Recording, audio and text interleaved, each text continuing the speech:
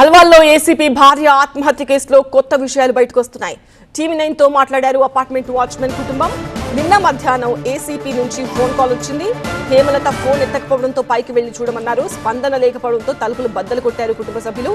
ఇంట్లో గొడవలైతే చూడలేదు అంటున్నారు వాచ్మెన్ కుటుంబ సభ్యులు. ఘటనకు ముందు ఒక ఫిజియోథెరపీ సిబ్బంది కూడా ఇంటికి వచ్చినట్టుగా తెలుస్తోంది. అనారోగ్య సమస్యలపై తమకు సమాచారం లేదంటున్నారు వాచ్మెన్ కుటుంబం. మరిన్ని వివరాలు మా ప్రిన్సిపల్ కరెస్పాండెంట్ జ్యోతి అందిస్తారు.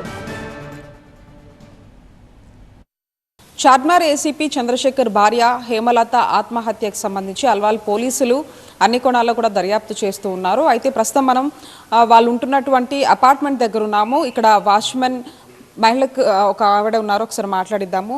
అమ్మ, ఈమె అసలు ఎప్పుడు చనిపోయింది? ఏ టైం చనిపోయింది? 1 అయిందో 2 అయిందో అమ్మ, అంతే. ఓకే, అంటే ఎట్లా తెలిసింది? అంటే ఏసీపీ చంద్రశేఖర్ ఫోన్ చేశారా ఏమైనా? ఫోన్ చేసి అమ్మ డోర్ తీస్తలేదు నాన్న, ఒకసారి పోయి అమ్మకు లేపు అని అంటే మా కోడలు పోయి లేపుతాను పోయింది. పోయి డోర్ కొడితే తీయలేదు.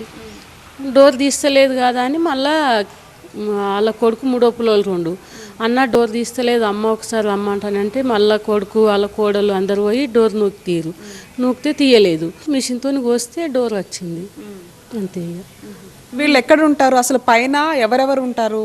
ఇప్పుడు కొడుకు కోడలు, వీళ్ళు భార్య భర్తలు, 2 మన్మలు ఆమెకు, వీళ్ళు ఉంటారు. అంటే ఈ కొడుకు కోడలు కూడా అదే ఫ్లోర్ లో ఉన్నారా లేదంటే? ఓకే, కానీ వేరే వేరే రూమ్స్ లో వీళ్ళు ఉంటారు. అట్లా పెద్ద సార్ది అట్లా ఉంటుంది రూము, చిన్న సార్ది ఇట్లుంటుంది రూము.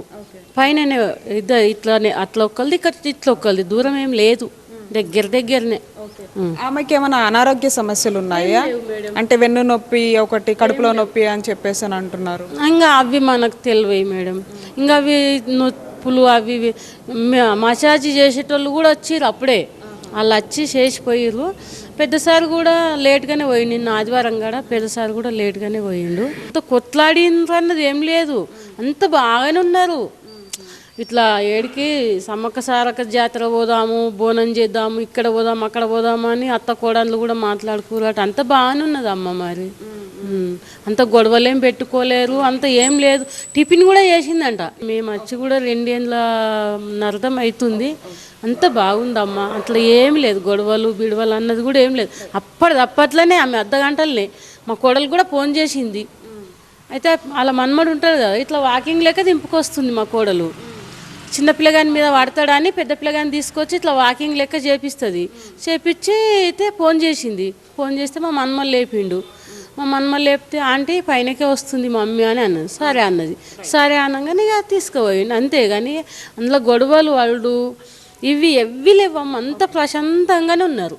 రైట్, మొత్తానికి ఇది పరిస్థితి. అయితే కుటుంబ సభ్యులు కూడా అనారోగ్య సమస్యల కారణంగానే ఆత్మహత్యకు పాల్పడి ఉంటుంది అనేది ఒక రకంగా వాళ్ళు ఫిర్యాదు కూడా చేశారు. ప్రస్తుతానికి మాత్రం పోలీసులు కేసు నమోదు చేసుకుని అయితే దర్యాప్తు చేస్తున్నారు. ఉడిచెలిస్ట్ హరితో కలిసి జ్యోతి టీవీ9 అల్వాల్ నుంచి.